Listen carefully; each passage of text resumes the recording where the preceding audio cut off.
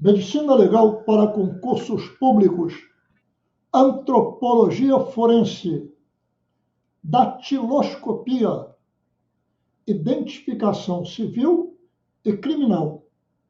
Método de Juan Vucetich, o método usado aqui no Brasil. Muita atenção agora. O pessoal perde ponto na prova porque não consegue observar isso. Repare bem. Na polpa digital, na sua polpa digital, você tem linhas. 3 sistemas de linhas. No número 1, que é o modelo arco, tem o arco plano, que só tem as linhas basais. E tem o arco angular, que além das linhas basais, ele tem as linhas marginais. E aparece aquele ângulozinho ali no meio, como se fosse um acento circunflexo. Esse é o arco. Quando você vai para o número 2 representa a presilha interna. Lembra que nós temos 3 sistemas de linha. As linhas basais, aqui estão as linhas basais, as linhas marginais, lá estão as linhas marginais, e agora nós vamos para as linhas centrais ou linhas nucleares, mas por favor preste atenção. Essas linhas centrais ou linhas nucleares, elas tomam a forma de um novelo como se fosse uma laçada. Repara, é como se fosse uma laçada. E essa laçada, ela está voltada lá para a direita do observador. Você é o observador, a laçada está virada para a sua direita. E justamente naquele pontinho ali embaixo, você encontra aquele triângulo, aquele tripódio, aquele delta. Professor, o delta está na esquerda da impressão digital. Pois é, mas o sistema é analisado com base no observador. Então, esse delta aqui, ele está na direita do observador, que é você. Aí é uma presilha interna. Se você olhar para esse esquema aqui de baixo agora, você vai tirar a sua dúvida. Repara, nós temos as linhas marginais lá na margem, lá em cima. Nós temos as linhas basais aqui embaixo. E agora você repara, aquela laçada, aquelas linhas nucleares, elas agora estão voltadas para a esquerda. Esse núcleo aqui, ele está virado para a esquerda. Ele está apontando para o delta. O delta está aqui, ó. Se o delta está na esquerda do observador, olha, esquerda do observador, presilha externa. Olha o método mnemônico. Delta na esquerda do observador, presilha externa. E você repara que a laçada está virada para a esquerda. Quando você vê ali o número 2, olha lá o número 2. O número 2, a laçada está virada para a direita. E o delta também está na direita do observador. No dia da prova, eles fazem assim, eles confundem o candidato. Se o candidato se atrapalhar, ele não percebe. A descrição da figura tem que ser baseado no observador. O delta está na direita do observador, a presilha é interna. O delta está na esquerda do observador, a presilha é externa. Percebeu? Não tem delta, é um arco. Agora, quando tem 2 deltas, um de cada lado, 2 deltas, um de cada lado, aí nós temos isso aqui, ó, é o chamado verticilo. Repara, para ver um verticilo, você não tem aquela laçada. A laçada vai aparecer na presilha interna e na presilha externa. Mas quando você tem o verticilo, repara, as linhas ficam todas no centro. Ó, as linhas nucleares ficam no centro. Não tem aquela laçada. Você tem as linhas basais, você tem as linhas marginais e tem as linhas centrais que ficam no centro. Aí fica um delta de cada lado. Percebeu? Cuidado agora. Aí, o Juan Vucetich falou assim, quando for A, dedo polegar, arco. Quando for E, dedo polegar, presilha externa. Quando for I, dedo polegar, presilha interna. Quando for V, dedo polegar, verticilo. Se estiver na parte de cima da fração, dedo polegar da mão direita. Se estiver embaixo da fração, dedo polegar da mão esquerda. Em cima da fração, dedo polegar da mão direita.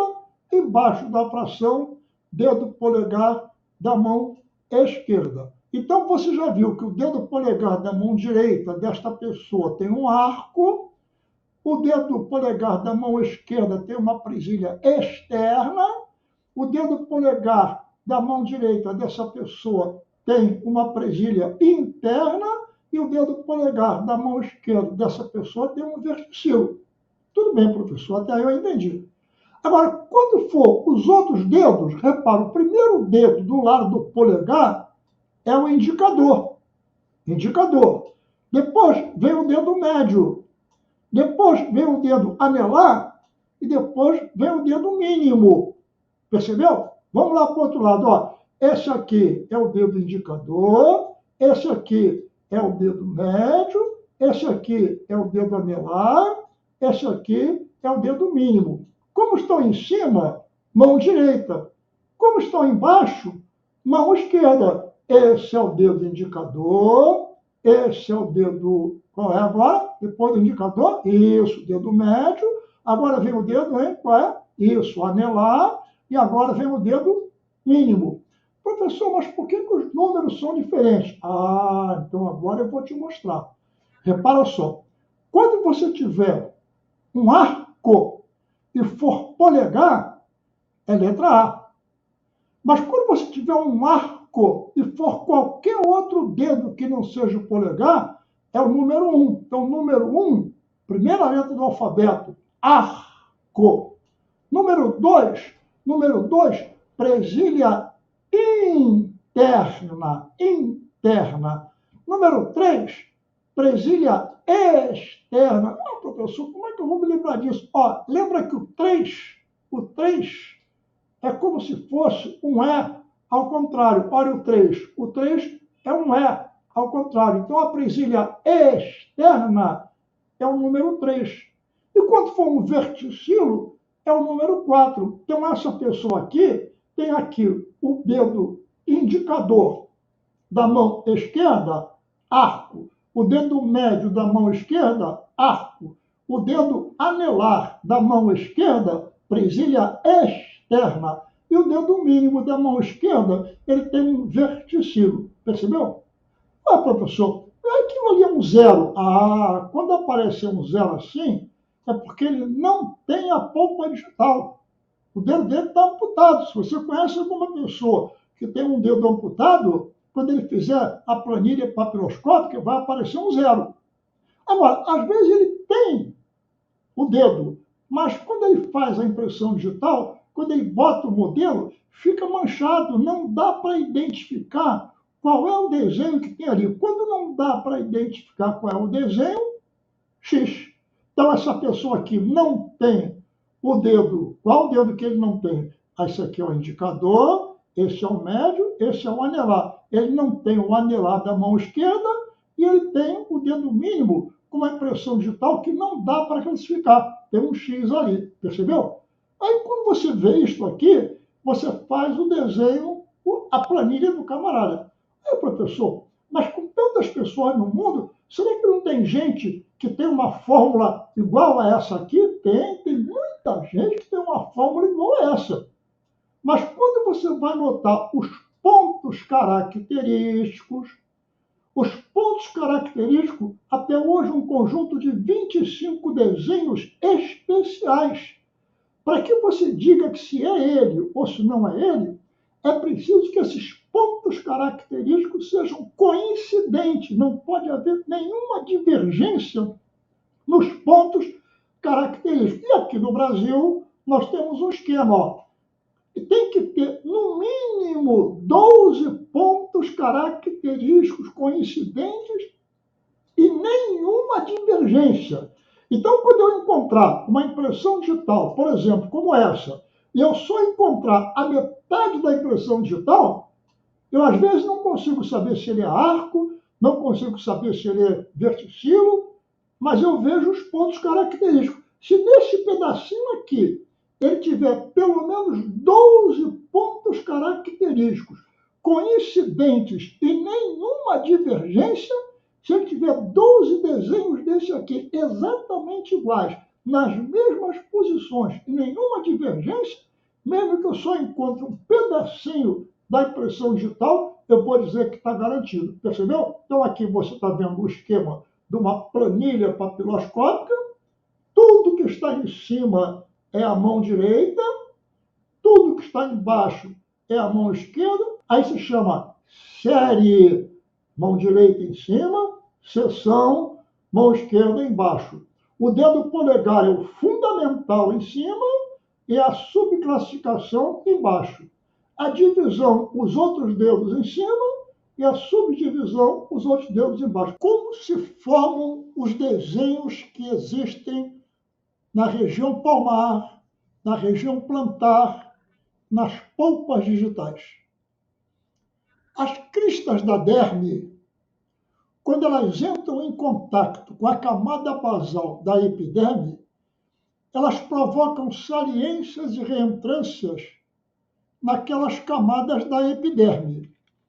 E aí o que você vai notar é que as cristas da derme, pressionando a epiderme, faz com que apareçam desenhos, marcas na superfície da polpa digital, na região palmar, na região plantar.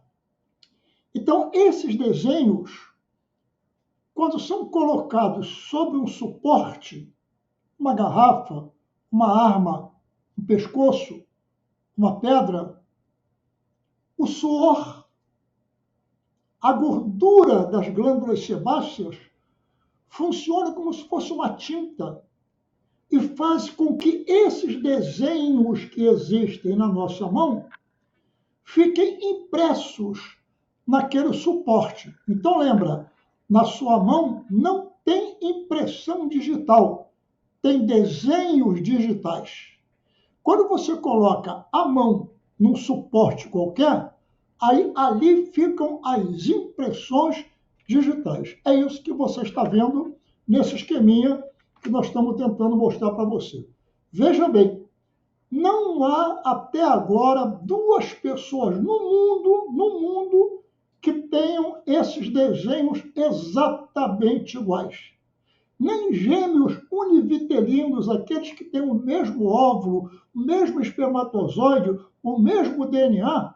Então, na hora que eles nascem, pelo DNA, você não vai conseguir separar um do outro. Mas quando você pesquisar os anticorpos, vai verificar que eles são diferentes. Quando você observar os dentes, vai notar que são diferentes. Quando observar os pelos do cabelo, vai notar que eles são diferentes. E quando você observar as impressões digitais que vão ficar no suporte, perceberá que eles são diferentes, ok? É isso que pode cair na sua prova. Começou isso tudo porque um dia alguém percebeu, o Edmond Locard, que era o chamado Sherlock Holmes francês, ele notava o seguinte, que era muito interessante que as pessoas, todas as pessoas do mundo, tinham esses desenhos e que os desenhos eram completamente diferentes.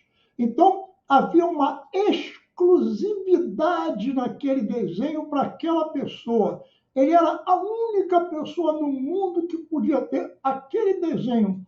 Ou seja, a variabilidade ou exclusividade ou unicidade é a primeira característica biológica dos desenhos digitais.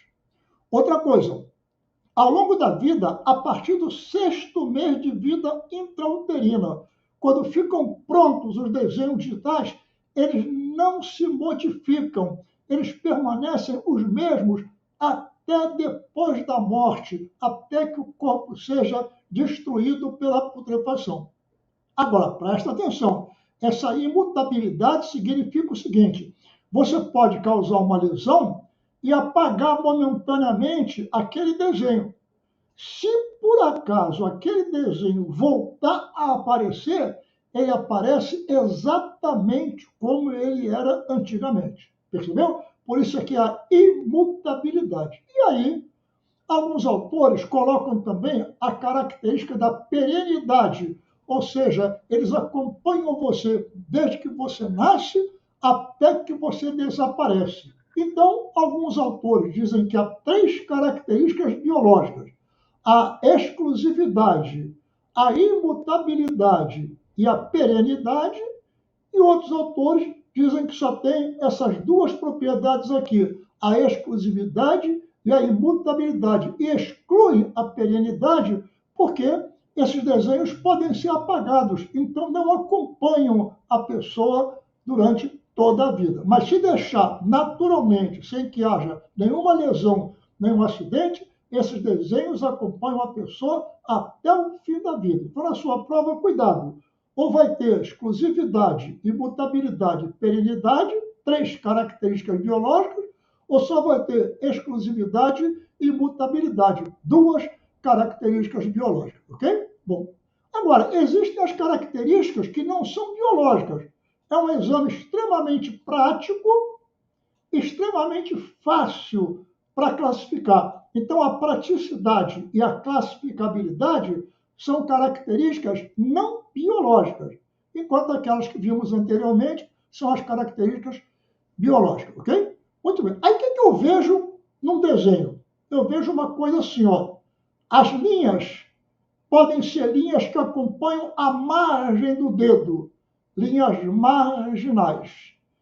Linhas que acompanham a base do dedo, linhas basais. E linhas que ficam no centro do dedo, chamadas linhas centrais ou nucleares. Então, você tem as marginais, as basais e as nucleares. E aí, os especialistas, eles começaram a observar as curiosidades que essas linhas podiam aparecer.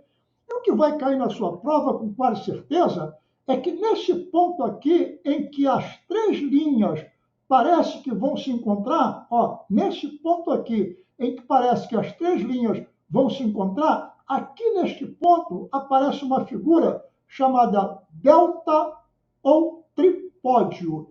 E esse delta ou tripódio é que vai servir de base para a classificação que é usada aqui no Brasil. Não sei se você percebeu, porque eu fiz um rabisco ali. Vou colocar esse desenho aqui que está melhor. Olha lá. Você vê, você tem as linhas basais, que ficam na base, as linhas marginais, que ficam na margem, e as linhas centrais, que ficam no centro. E aí, quando essas linhas passam perto uma da outra, aparece aquela figura em forma de triângulo, que é o chamado delta ou tripódio. E é o delta ou tripódio que vai caracterizar o desenho digital. Vou botar aqui vários deltas ou tripódios para você ver como é que eles são. Engraçado. Quando as 3 linhas se encontram, você tem o chamado delta tripódio ou delta negro. Então, delta negro, as 3 linhas se encontram. As basais, as nucleares e as marginais. Agora, às vezes, essas linhas não se encontram, mas elas passam perto uma da outra e entre elas fica aquele triângulo. Ah, agora eu não tenho mais um delta negro, não tenho mais um tripódio. Agora eu tenho um delta cavado ou delta branco. Percebeu? No delta negro, as 3 linhas se encontram. No delta branco ou delta cavado, as 3 linhas passam próximas umas das outras, mas não se encontram. E aí, uma vez, um camarada chamado Juan Vucetich, que era um croata naturalizado argentino, ele que bolou um esquema que é o esquema usado aqui no Brasil, diferente do esquema de Henry e Galton, que é o esquema lá da Europa. Então, aqui no Brasil, o esquema é de Juan Vucetich, e ele tem uma classificação. Por exemplo, ele tem o verticilo, um delta de cada lado da impressão digital. uma presilha externa, um delta na esquerda. Olha o mnemônico, olha, presilha externa, delta na esquerda. Uma presilha interna, o delta é na direita, e o arco, ausência de delta. Então, você tem aqui o verticilo, a presilha externa, a presilha interna e o arco. Muito cuidado, hein? Sempre olhando à esquerda e à direita do observador. Você não entendeu, né? Então, vou mostrar para você. Olha aqui, ó. Olha essa impressão digital aqui. Você olha para ela, você só vê as linhas basais e, às vezes, algumas linhas marginais. Você não vê as linhas nucleares. Então, o arco não tem delta. Agora, nessa outra figura aqui, número 2, você está vendo as linhas basais, você está vendo as linhas marginais e você está vendo as linhas centrais.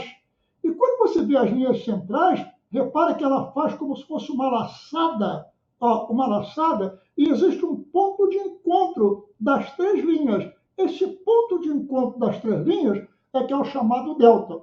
E como o delta está na direita do observador, presilha interna. Quando você olha esse outro desenho aqui embaixo, repara, a laçada está virada para a sua esquerda. E aqui você encontra o delta. Delta na esquerda, presilha externa. E quando você vê aqui que não tem laçada, porque você tem um delta na direita e você tem um delta na esquerda, a figura se chama verticilo. É aqui que vai ter a classificação básica do desenho digital. Aí você está vendo aqui como essas linhas vão se formar e essas letras que vão daqui a pouco receber um nome: A de arco, E de presilha externa, I de presilha interna, V de verticilo. Quando aparecer letra é o dedo polegar, quando aparecer algarismo são os demais dedos. O que estiver em cima é a mão direita, o que estiver embaixo é a mão esquerda. Isso é um desenho que você vai aprender. Aí vai aparecer esse esquema, olha lá. Em cima a mão direita, embaixo a mão esquerda. Novamente, letras indicando polegar, algarismos indicando os outros dedos da mão. E aí você vai ver ausência de dedo ou então impressão digital que não dá para identificar. Técnica de plastinação do cientista Gunther von Hagens, mostrando que a pele é o maior órgão do corpo humano. Aí está, a pele, o maior órgão do corpo humano. E para falar na pele, é muito importante que o nosso tema, papiloscopia, tem muito a ver com a pele. Então você tem que decorar que a pele humana, ela tem a epiderme, a camada superficial, e tem a derme. Muita atenção agora, hein? Porque a epiderme, ela tem 5 camadas. 5 camadas. Tudo nasce na chamada camada basal. A camada basal, também chamada camada de Malpighi, ela só tem células vivas com grande potencial de reprodução. A reprodução aqui é máxima. Aí as células reproduzidas vão sendo empurradas para cima e formam a segunda camada, que é a chamada camada espinhosa, porque apresenta umas pregas no citoplasma que dá a impressão que são espinhos, mas não são. Aí, a camada de baixo, a camada basal, continua se reproduzindo, empurrando a camada espinhosa para cima, que, por sua vez, vai empurrar uma terceira camada para cima, que é a chamada camada granulosa, também formada por células vivas. Aí vem a questão de prova. Subindo, caminhando para a superfície, vem a quarta camada, que é a chamada camada lúcida, que também é formada por células vivas, mas essas células praticamente não têm mais o núcleo, não têm mais os orgânulos, e elas são predominantes nas áreas mais espessas do corpo, como sendo, por exemplo, a palma da mão, a planta do pé, entendeu? Aí é que você encontra mais presente as células da camada lúcida. E, finalmente, a camada que para nós é a mais importante para a nossa vida, que é a chamada camada córnea. Aqui na camada córnea, impregnadas completamente pela queratina, guarde esse nome, queratina, tudo aquilo que você está vendo ali na camada córnea são células mortas. E toda estrutura que estiver impregnada pela queratina também vai estar morto. Se você colocar uma pessoa diante de você, mandar essa pessoa fechar a boca e fechar os olhos, tudo que você está vendo é tecido morto, tecido impregnado pela queratina. Percebeu? Muito bem. Aí eu fiz aqui um esqueminha para você guardar. Aí estão as camadas da pele, de baixo para cima a camada basal, a camada espinhosa, a granulosa, a camada lúcida e a camada córnea. É essa aqui que não deixa a água entrar, é essa aqui que não deixa a água sair. Tá claro? Aí botei mais um esqueminha aqui agora para você se familiarizar. Uma esponja de lavar louça, todo mundo já viu na cozinha. Então, a camada de cima representa a epiderme. A camada de baixo, em amarelo, representa a derme. Aqui na derme, todas as células são vivas. Aqui você tem vasos sanguíneos, você tem nervos, aqui você tem fibras. Aqui em cima você não tem vasos, não tem nervos, não tem fibras. Na epiderme, na camada mais superficial, todas as células estão mortas. Agora, aqui na camada basal ou camada de Malpighi, aí as células ainda estão vivas. Professor, como é que elas se alimentam? Elas se alimentam porque o alimento que fica jogado aqui na derme passa para a epiderme e alimenta as células da camada basal. E elas se reproduzem e vão se reproduzindo e vão se produzindo e vão formando as camadas mais superficiais. Percebeu? Então, cuidado. A epiderme tem células vivas. Somente a da camada mais superficial é que são mortas. Enquanto na derme, todas essas células aqui, elas estão vivas. Pronto? Aí eu botei aqui um esqueminha para você guardar. Olha lá, mostrando como é que é a epiderme, como é que é a epiderme com as suas camadas, 5 camadas na epiderme. Agora, interessante que a epiderme, de vez em quando, ela vai lá no fundo, ó, ela vai lá no fundo na derme. E é justamente quando ela vai lá no fundo é que vai nascer o folículo piloso. E olha quando o folículo piloso nasce, aqui no bulbo do folículo piloso, repara, aqui tem vasos, aqui tem nervos, aqui tem vida. Mas à medida que o cabelo vai se formando, aí já não está mais próximo dos vasos sanguíneos, aí tudo isso que você está vendo aqui é impregnado por queratina, é tecido morto. Percebeu? Ora, aí você nota que entre a epiderme e a derme, você tem uma porção de saliências e reentrâncias. Uma porção de saliências e reentrâncias, que são as chamadas papilas dérmicas. Você está confuso com papilas dérmicas? Olha aqui esse colchão, ó. Observa, esse colchão está cheio de papilas dérmicas. Você ainda não entendeu? Então, olha aqui, quando você for lá no supermercado fazer compras, que você for comprar ovos, às vezes os ovos são colocados nesses papelões para servir de base. Aí você nota, tem saliências e tem reentrância. Essas saliências aqui são as cristas dérmicas. E aqui embaixo são os sulcos dérmicos. E aí isso aqui, que está na derme, vai fazer saliência na epiderme. Repare, a derme vai impressionar a epiderme para cima e vai fazer uma porção de saliências e reentrâncias na epiderme. E essas saliências e reentrâncias na epiderme é que vão formar os desenhos que ficam na nossa epiderme. Aí quando você passar tinta na ponta do dedo e colocar em cima de um papel, aí você vai notar que as cristas, elas estão sujas de tinta. Os sulcos, eles não ficam sujos de tinta. Eu botei aqui uma faixa preta, é aquilo que vai ficar sujo de tinta, são as cristas. E botei aqui uma faixa branca, são os sulcos, aqui vai ficar em branco. E quando você olhar o desenho digital, olha o que você vai ver, repara, olha lá. Você vai ver isso?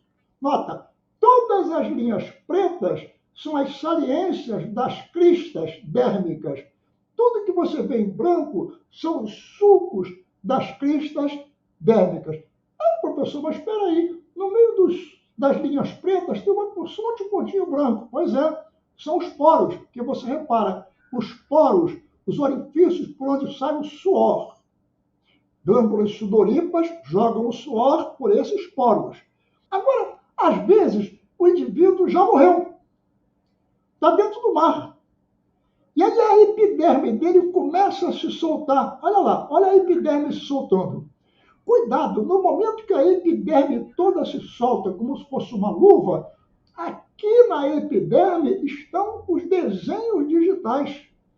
Se o perito especialista conseguir pegar essa pele que se destacou da mão do cadáver, ele calça essa luva de epiderme, bota um preparado para ela ficar mais consistente, e aí passa a tinta na ponta dos dedos e colhe as impressões digitais daquele fragmento de pele. Repara, presta atenção, ele pega aquela luva que é a epiderme que saiu. A pele ficou macerada lá dentro d'água. Aí ele pega aquela luva de epiderme, calça na mão dele, passa na tinta e colhe as impressões digitais usando a luva que saiu do cadáver. Percebeu? É perfeitamente possível fazer esse tipo de exame. Questão boa para a sua prova. Às vezes, você quer a impressão dos dedos, impressão digital, dactiloscopia. Às vezes, você quer a impressão da mão toda, quiroscopia. E às vezes, como acontece nas crianças recém-nascidas, você quer a impressão do pé, é a chamada podoscopia. Então, repara, você tem a papiloscopia digital, você tem a papiloscopia da região palmar e você tem a papiloscopia da região palmar e da região plantar. Aí você tem maneiras de você identificar aquele indivíduo, aquela pessoa que esteve naquele ambiente. Aí, usando técnica que nós vamos explicar em aulas seguintes, aí você vê como aparecem as fórmulas papiloscópicas, como é feita a planilha papiloscópica e todos esses números e letras que você está vendo aqui dependem de um tipo de estudo que foi feito por um croata naturalizado argentino chamado Juan Vucetich. E ele que deu para a gente a noção de como é que você vai classificar essa nomenclatura da papiloscopia. Muita calma, reveja os slides com bastante calma, preste muita atenção, entenda que são cristas e sulcos, as cristas ficam com tinta, os sulcos ficam sem tinta na hora que você faz a dactiloscopia, faz o exame para colher as impressões digitais. Cuidado, nós não temos impressões digitais, nós temos desenhos digitais. Quando colocamos o dedo no papel, no suporte, no revólver, na faca, aí nós temos ali no suporte a impressão digital. Então, impressão digital é o que fica no suporte dos seus dedos, não tem impressão digital, tem desenhos digitais. Tá claro? O que os peritos encontram na sala de autópsia. Repare, uma ossada espalhada. É uma ossada humana? Se for, é de um idoso? É de um adulto? É de um jovem? É de um homem ou de uma mulher? Há lesões. Os traumatismos são patognomônicos, permitindo a identificação do agente vulnerante. Há sinais de doenças típicas. Como fazer essa identificação? Contamos com você para nos ajudar. Aí encontramos essas peças. Uma fratura, parece uma fratura cominutiva, mas essa fratura cominutiva, no osso encontrado tantos anos depois da morte, será que nós podemos ainda saber se essa fratura cominutiva ela foi feita em vida ou foi feita após a morte? Será que é apenas um achado de tafonomia problema que ocorre após a morte dentro da sepultura? Será que houve alguma alteração do ambiente onde essa alçada estava sepultada? Tudo isso tem que ser verificado para que não se tomem medidas, de repente, completamente equivocadas. Bom, então nós sabemos que as fraturas, elas podem acontecer de forças de compressão, de forças de extensão, de forças de rotação, olha aqui a rotação, e de forças de flexão. Mas cuidado, a que mais cai na prova é essa aqui, ó, que é de cisalhamento. Cisalhamento, você tem forças que são contrárias e que agem no sentido antiparalelo. Bom, uma questão também muito frequente no ambiente médico-legal é quando você encontra uma fratura. Vai fazer o raio-x dessa fratura. Nesse raio-x da fratura, você vai verificar se essa fratura foi recente ou se essa fratura é mais antiga. Professor, como é que vai fazer isso? Você vai verificar se aqui já existe o calo ósseo. Porque assim como uma ferida, ela cicatriza, a fratura também cicatriza. Só que a fratura, quando cicatriza, ela forma um calo, o chamado calo ósseo. Outra coisa importante é observar, aqui você tem a epífise do osso. Aqui você tem a diáfise do osso. E entre a epífise e a diáfise, você tem uma área chamada metáfise. E naquela área chamada metáfise, quanto mais visível, quanto mais perceptível ela for, mais jovem é o indivíduo. E eu vou poder saber se aquela é uma fratura no indivíduo que já atingiu a maioridade ou se ainda não atingiu a maioridade. Se a fratura é uma fratura recente ou se a fratura é uma fratura antiga. Eu vou até tentar saber, às vezes, qual foi o instrumento que produziu aquela ofensa. E aí, vou classificar a fratura no artigo 129 do Código Penal. Aí você vai lá no artigo 129 e vê que o indivíduo que tem uma fratura dessas, ele normalmente ele fica incapacitado para as ocupações habituais por mais de 30 dias. Mas presta atenção, tem que ser feito o exame complementar. O médico não pode falar assim, é uma fratura, então já tem mais de 30 dias, pum, lesão grave. Ele é obrigado a fazer o exame complementar após o 30º dia que a lesão aconteceu. Muito importante, porque isso cai muito na sua prova, ok? Muito bem. Agora que eu vi isso aí da fratura, vou passar para o outro lado. Olha lá.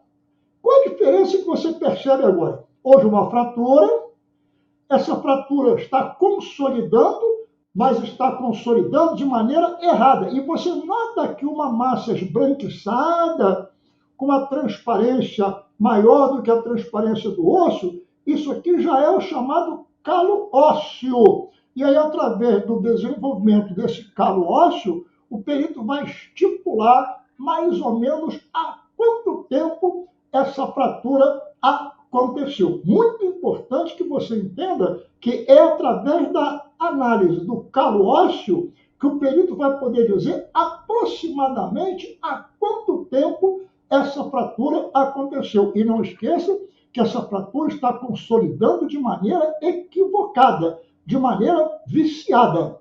Às vezes, é nesse ponto aqui que se forma uma pseudoartrose, uma falsa articulação.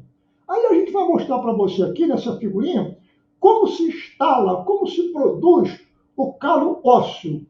Periósteo, o tecido que envolve o osso por fora, endósteo, o tecido que forma o osso por dentro, é aqui que se formam os osteoblastos, é aqui que se formam os osteoblastos. Lá dentro tem uma circulação sanguínea, então presta atenção que na hora que ocorre a fratura, há um sangramento interno. Lá dentro tem vasos e no local forma-se um hematoma.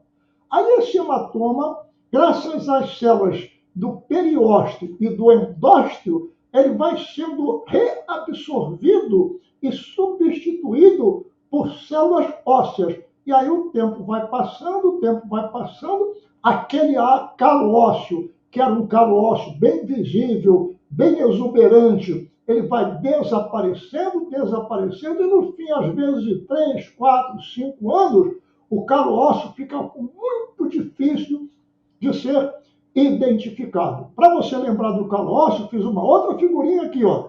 Mesma coisa, fraturou, o periósteo e o endósteo começam a proliferar as células ósseas, os osteoblastos, e aí começa a se organizar o calo ósseo, aí o osso vai se organizando, durante um certo tempo aquele calo ósseo é bem exuberante, bem notável, e aí depois de 2, 3, 4 ou 5 anos, dependendo do local da fratura e do tipo de fratura, aquele calo ósseo praticamente desaparece.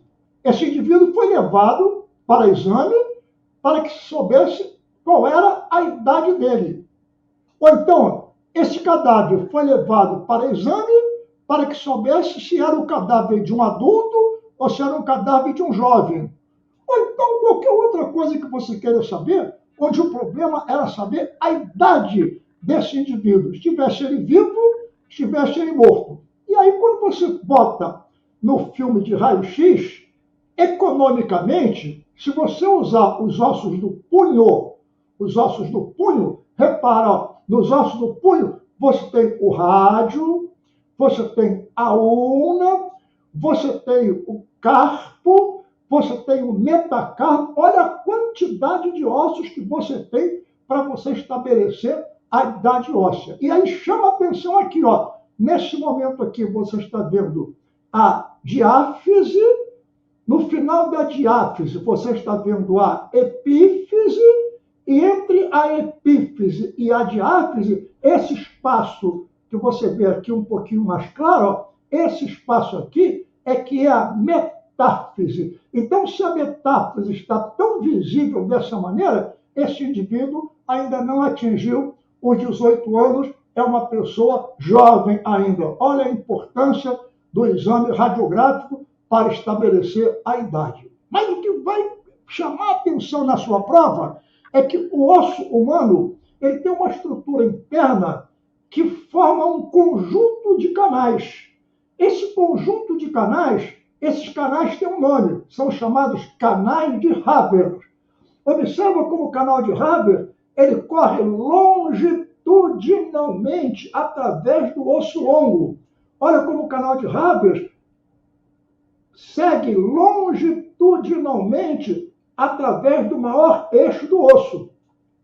Ao redor do canal de Haber ficam dispostos círculos, e é justamente nesses círculos que estão localizados os osteoblastos. Olha aqui, os osteoblastos, as células ósseas, aqui, ó, dentro dessas crateras, dentro dessas lacunas, onde eles ficam colocados, os osteoblastos. E os prolongamentos dos osteoblastos vão se espalhando através do tecido ósseo. E cada conjunto de círculos desse, ao redor de um canal de Haber, é uma das características do osso humano. Você vê essa imagem aqui. Olha lá, repara, o canal de Haber no centro, o canal de Haber bem no centro, mostrando aqui, você não tem dúvida, e em volta dele, os círculos concêntricos, e nesses círculos concêntricos, as lacunas onde estão situados os osteoblastos. Perfeito? Aí, a gente botou esse esqueminha aqui para você decorar. Olha lá, quando você encontra um pedaço de osso, não sabe se é humano, não sabe se é animal, você faz o exame dos canais de Haber. Porque nos canais de Haber dos seres humanos, 8 a 10 canais de Haber por milímetro cúbico. Dos animais, de 15 a 30. A forma dos canais de Haber humanos, eles são elípticos, têm a forma de uma elipse. Quando chega nos animais, eles são mais ou menos circulares. E o diâmetro dos canais, os canais de Haber humanos, eles são bem maiores, 35 a 150 micra, bem maiores que o dos animais. Guarda esse esqueminha aqui, que com esse esqueminha você pode matar a sua questão de prova. Aí deparamos com essa cena mostrando as pessoas que habitam esse maravilhoso nosso mundo. E aí nós vemos nas Olimpíadas, por exemplo, os famosos anéis olímpicos, os 5 anéis olímpicos representando os continentes, e embaixo as bandeiras de alguns países que fazem parte dessa festa geral, desse conteúdo racial. Tudo bem, lindo, bonito, nada disso aparece na sua prova. Na sua prova vai aparecer como é que a gente encontra um esqueleto, encontra uma ossada humana e vai estabelecer pelas dimensões do crânio, pelas dimensões da face, se esse indivíduo é um indivíduo que pertence à raça branca, à raça negra ou à raça amarela. É isso que vai cair na sua prova. Então, para isso, eles precisam que sejam feitos determinados cálculos. E aí aparecem nas provas esses nomes. Olha, ângulo facial de Jacquard. Esse é um ângulo facial. Vai se pegar uma linha vertical que passa pela glabela. Glabela é o ponto mais saliente do osso frontal. E essa linha vertical também passa pelo ponto naso-espinhal, que fica logo abaixo do nariz. Essa é uma linha vertical. Aí nós vamos ter uma linha horizontal, para formar um ângulo. Essa linha horizontal, ela passa pela base ou pelo meio do orifício auditivo, chamado ponto pórium, e forma o ângulo de Jacquard na hora que chega ao nível da espinha nasal. Então, repara, olha, eu vou fazer um ângulo. Professor, esses nomes eu não conheço. Olha para cá que você vai entender. Repara, eu tenho o crânio humano, eu tenho aqui o ponto mais saliente do osso frontal, que é a glabela, e tenho aqui na parte básica do nariz, onde fica a espinha nasal. A espinha nasal, essa linha vertical, ela tem que descer passando pela glabela e passando pelo ponto nasoespinhal. Essa linha vertical, ela vai cruzar com essa outra linha que você está vendo aqui, ó, essa linha que eu pintei em azul. Essa linha que eu pintei em azul, ela vem lá pelo orifício auditivo e vai fazer a coincidência também na espinha nasal, percebeu? Na espinha nasal. Aí, essa linha vai formar um ângulo. Esse ângulo que você está vendo aqui, ó, esse ângulo aqui, formado entre a linha preta vertical e a linha azul horizontal, é o chamado ângulo facial de Jacquard. E esse ângulo facial de Jacquard, ele vai dizer para a gente se o indivíduo é um indivíduo da raça branca, caucasiana, se é um indivíduo da raça negra, africana, ou se é um indivíduo da raça amarela. Percebeu? É isso aí. Esse é o ângulo de Jacquard. Aí você viu o ângulo de Jacquard, vem agora um outro camarada e faz o ângulo facial de Croquet. Ele vai pegar uma linha vertical que vai tangenciar a mesma glabela anterior, vai passar pelo mesmo ponto nasoespinhal, a mesma linha vertical. Reparou? Aqui, a linha vertical que você viu antes, essa mesma linha vertical vai passar agora pelo ângulo de Croquet. Só que na hora que vai passar a linha horizontal, aquela linha azul, ela vai passar um pouquinho mais baixo. Ela vai continuar passando pelo orifício auditivo, mas ela vai cruzar a linha anterior no chamado ponto alveolar. É aqui que está o macete, ó. Esse ponto alveolar é exatamente o ponto médio, ao nível da inserção dos incisivos centrais superiores. Então, repara, você tem aqueles dois dentes aqui da frente, os chamados dentes do coelho, você tem os incisivos centrais, e os incisivos centrais, na hora que ele se implanta na gengiva, a linha média entre os dois incisivos centrais, lá na gengiva, aí vem a linha horizontal. É aí que vai passar a linha horizontal do ângulo de croquet. Então, o ângulo de croquet vai fazer isso. Aí ele criou uma noção. Se esse ângulo for menor, mais agudo, ângulo mais agudo, o indivíduo é prognata. Prognata, ele tem um maxilar para fora, ele tem um maxilar proeminente. Olha lá, o maxilar dele é proeminente, reparou? Se o maxilar dele é proeminente, esse ângulo aqui é menor. Se o maxilar dele é mais para dentro, esse ângulo aqui é maior. Então, na proporção que o ângulo facial de croquet ele vai ficando menor, porque o maxilar superior vem vindo mais para fora, prognata, preto, prognata, preto. Olha o macete para você lembrar. Na hora que esse ângulo vai ficando mais reto, esse ângulo vai ficando mais aberto, aí ele é ortognata, ortognata, caucasiano, branco. E se ficar intermediário entre os dois, ele é um mesognata, vai ser da raça amarela, percebeu? Esse é um macete. Então eu tenho um ângulo facial, o primeiro lá em cima, que é o de jaguar, depois eu tenho aqui o outro, que é o ângulo facial de croquet, tá? E aí a gente vem mais embaixo ainda e vai encontrar mais um ângulo facial. Esse ângulo facial chamado ângulo facial de Cuvier. Gente, é a mesmíssima coisa. Você continua tendo aquela linha vertical que passa pela glabela e vai até a linha nasoespinhal, só que na hora agora que vem aquela linha horizontal, essa linha horizontal ela vai passar um pouquinho mais baixo. Ao invés dela passar no ponto de inserção na gengiva, ela vai passar na borda cortante do dente. É isso aqui que você está vendo nessa imagem. Aí o que eu fiz? Eu botei uma linha movimentando aqui, observa a linha vermelha, ó. Essa linha vermelha que você está vendo aqui, ó, tá? Essa linha vermelha, ela está passando, se estiver passando pela implantação do dente, é croquet. Se estiver passando pela base do dente, a borda cortante, aí ela é Cuvier. E se estiver passando lá pela espinha nasal, a primeira linha, aí é o ângulo de Jacquard. Isso eles estão dizendo que o indivíduo que tem o maxilar superior mais para fora, prognata, preto.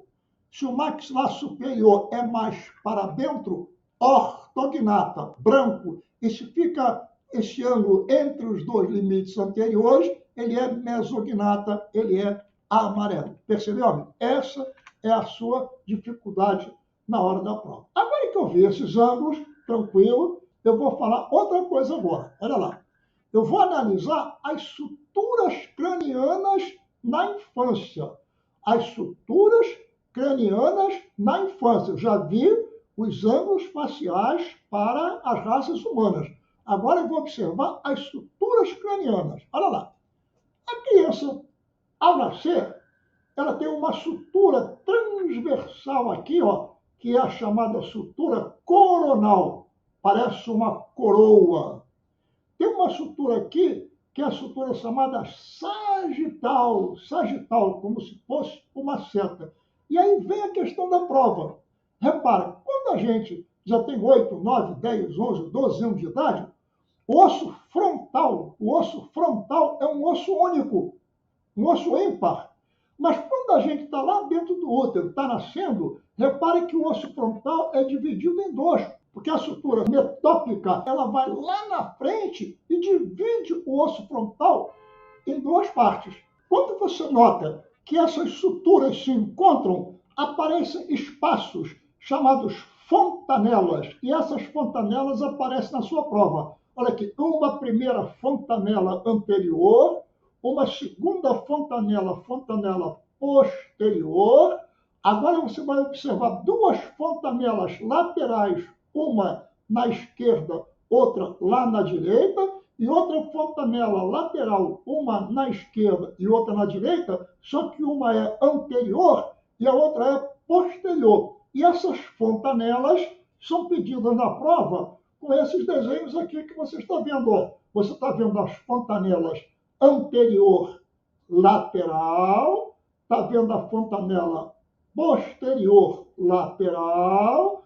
Aqui você não está vendo, porque está aqui em cima a fontanela superior, anterior, que é a chamada fontanela bregmática, também chamam de moleira, e aqui atrás a fontanela posterior. Ou seja, nós temos 2, 4, 6 fontanelas que podem aparecer na sua prova. Aí botei esse esqueminha aqui, esse não pode errar. Olha lá, a primeira fontanela, fontanela anterior ou fontanela bregmática, está vendo aqui a sutura coronal, que corta o frontal, separando dos parietais como se fosse uma coroa, e está vendo aqui atrás a sutura lambidoide ou lambda, aqui atrás. Suturas. Agora eu vou correr para as fontanelas. E mostrando aqui como aparecem as suturas cranianas depois que o indivíduo já está mais adulto. Repare que o osso frontal, que era par, agora ele é ímpar. Aquela sutura chamada sutura metópica desapareceu. Aqui você vê a sutura sagital, aqui você vê a sutura coronal, aqui você vê a sutura lambidoide atrás, a sutura lambidoide aqui atrás. Essas perguntas eles costumam fazer nas provas. Muita tranquilidade, principalmente quando se tratar dessas fontanelas. Essas fontanelas normalmente atrapalham o candidato. Não esquecer também que essas fontanelas significam que por baixo está passando vasos sanguíneos. Então, quando a pressão começa a aumentar lá dentro, essas fontanelas ficam estufadas, indicando que lá dentro está havendo algum problema. Então, aí estão as fontanelas, por favor, não esqueça. Olha que nome curioso, olha, a fontanela lateral anterior, pitérica ou esfenoidal, porque tem o osso esfenoide participando dessa fontanela. E a outra, posterior, ela é a fontanela astérica ou mastoide, porque tem a apófise mastoide do osso temporal participando dela. Por favor, se você não puder lembrar de nada, lembre da fontanela pitérica ou esfenoidal e lembre da fontanela astérica ou mastoide. Isso aí pode ajudar você a garantir um ponto precioso nessa prova. Assunto ruim, mas você bota um mapinha das fontanelas, do crânio, veja as suturas por fora e veja as suturas por dentro. Quando você passa na rua e olha uma pessoa, você fala, ih, parece com fulano de tal. Você está reconhecendo. Você já conheceu uma vez, está encontrando alguém que tem os mesmos sinais parecidos com aquela pessoa. Pode ser um irmão gêmeo univiterino, pode ser um sócio, aqui não tem nada a ver com a genética, mas tem semelhanças fisionômicas extremamente parecidas. Aquele indivíduo tem um queixo muito grande, ou então ele tem mais de 5 dedos, ou então ele tem menos de 5 dedos, ou seja, a pessoa tem sinais particulares que permitem que a gente possa até dizer para ele qual é o seu trabalho profissional. Observe a orelha normal de um lutador profissional, com as sequências de equimoses, a sequência de hematomas que ele tem, ele acaba ficando com essa estrutura da orelha completamente alterada. As pessoas que nascem com lábio leporino unilateral ou bilateral e que depois da cirurgia fica apenas um pequenino traço que pouca gente observa, e nós temos inclusive artistas de cinema famosíssimos, como aquele imperador do Gladiador, que tem lábio leporino operado e é perfeito, quase que não se nota. Então, os sinais individuais, eles já serviram como sinal de identificação. Houve uma época em que se marcava as pessoas com ferro em brasa. O ferro em brasa marcava o indivíduo, dando no rosto da pessoa um sinal de propriedade ou um sinal de característica pessoal. Entretanto, métodos menos dolorosos, menos traumatizantes, já foram utilizados. E cai muito na prova a técnica de Alphonse Bertillon. Alphonse Bertillon fez uma técnica chamada de bertillonagem, Nessa técnica, o Alfonso Bertillon ele fazia medidas da pessoa, medidas em determinados lugares desta pessoa, e essas medidas eram anotadas na ficha de identificação desta pessoa. E chamava muita atenção a medida da orelha direita, a orelha direita, o comprimento do pé esquerdo, a distância entre o cotovelo e o dedo médio da mão esquerda. Ou seja, essas medidas eram tomadas e anotadas numa ficha antropométrica. Aqui você está vendo o Alfonso Bertillon medindo a orelha direita do indivíduo e anotando numa ficha. Essa ficha, nós temos até a ficha do próprio Alfonso Bertillon, mostrando as suas características, e também nesta ficha de Monsieur Alfonso Bertillon também começaram a colocar o desenho das impressões digitais. Aí nós já estávamos combinando o método antigo com o método moderno. Presta atenção, essa figura aqui, essa fotografia de frente e essa fotografia de perfil, ela se chama fotografia sinaléptica. E essa fotografia sinaléptica já apareceu em prova mais de uma vez. Ela é sinaléptica porque, além dela mostrar a fisionomia do indivíduo, mostrar as impressões digitais, ela mostrava sinais particulares que esse indivíduo apresentava. Isso aí podia ajudar na época da identificação primitiva, ok? E quando a pessoa era vista cometendo um crime e ia à polícia, na polícia existe uma técnica do retrato falado. E antigamente, porque nós estamos trabalhando com métodos antigos, havia um kit primitivo de identificação, onde você tinha vários caracteres do rosto, vários caracteres do cabelo, vários aspectos para os olhos, vários aspectos para a barba e para o bigode, para o nariz e para a boca. E aí o desenhista ia bolando, ia formando o rosto segundo as informações da pessoa. E no final tinha o retrato falado do indivíduo. Vocês podem imaginar como na emoção a gente olha para certas pessoas, guarda certos sinais e depois de 1 hora, 2 horas, 3 horas, em outra situação psicológica, aquela verbalização daquilo que a gente viu pode ser completamente diferente. E aí o tal retrato falado podia até ajudar, mas quantas pessoas parecidas com o criminoso existem nessa nossa cidade? Percebeu? Mas agora vamos para aquilo que é matéria de prova. Cada crânio da gente, cada face da gente, ela tem os chamados pontos craniométricos, medidas específicas do crânio. E também tem medidas específicas da face. Cuidado, questão de prova. A prosopometria, porque prosopo é face, metria, medida. A prosopometria são as medidas da face. Essas medidas da face são calculadas com um aparelhinho chamado micrômetro, e você sabe a espessura da pele em determinados lugares da face. Sabe a espessura do crânio em determinados lugares da face. Então, cuidado. Na prosopometria, nós só queremos a face. Na craniometria, nós queremos o crânio. Ué, professor, mas toda vez que a gente acha um crânio, o crânio traz também a face. Aí nós temos um crânio, que é o chamado neurocrânio, onde fica o encéfalo, cérebro, cerebelo, ponte e bulbo, e nós temos os planquinocrânio, onde ficam os olhos, o nariz, a língua, perceberam? Então, a parte da face está no crânio, mas no esplanquinocrânio. E a parte do crânio também está no crânio, mas no neurocrânio. Essas perguntas na prova, de repente,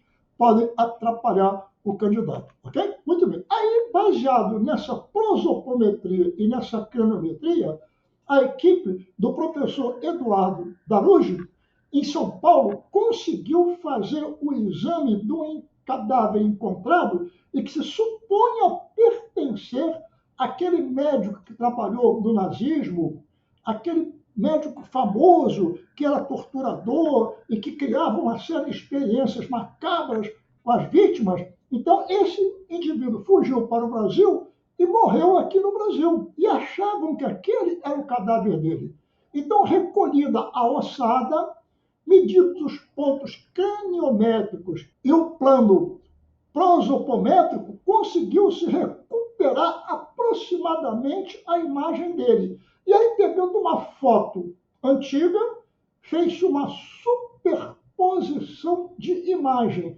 Incrível como a superposição da imagem fotográfica do rosto dele coincidiu exatamente com a imagem fotográfica do crânio dele. Então você repara, o crânio e a face dele, retirados do cadáver na fotografia, coincidiam perfeitamente com a fotografia que foi obtida dele daqueles tempos em que ele era o carrasco da Gestapo. Então, essa técnica de prosopometria e de craniometria, com a superposição da imagem fotográfica, levou à identificação desse indivíduo criminoso, foragido e perseguido pelos crimes de guerra. Então, eu estou mostrando aqui para você uma outra foto, mostrando que isso foi feito em várias situações.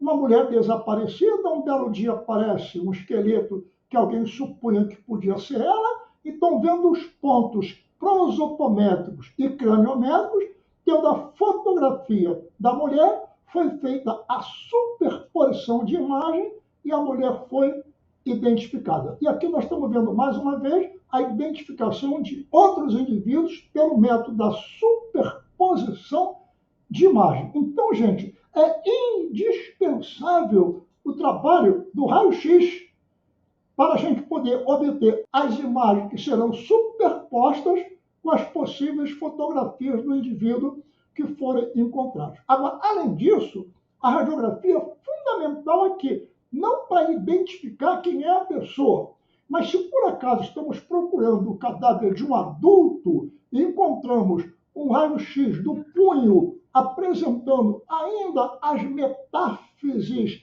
visíveis, opa, peraí, isso aqui não é a imagem de um adulto, isso aqui é uma imagem de uma pessoa jovem. Essa imagem radiográfica está mostrando a diáfise, está mostrando a epífise. E entre a diáfise e a epífise, nós temos aqui esse ponto quase que transparente, que é a metáfise, indicando que o indivíduo ainda não atingiu a idade adulta. Outras vezes, nós encontramos um indivíduo adulto e podemos identificá-lo se nós tivermos um raio-x batido quando em vida e vamos comparar o aspecto da célula turca, onde fica a hipófise, ou vamos comparar o desenho dos seios frontais e dos seios maxilares, que isso aqui pode não ajudar a dizer quem é o indivíduo, mas pode mostrar que não é aquele indivíduo. Olha aqui a imagem dos seios frontais. A gente vai fazer a superposição dessas imagens e na superposição das imagens vamos verificar se há ou não coincidência nesses seios frontais.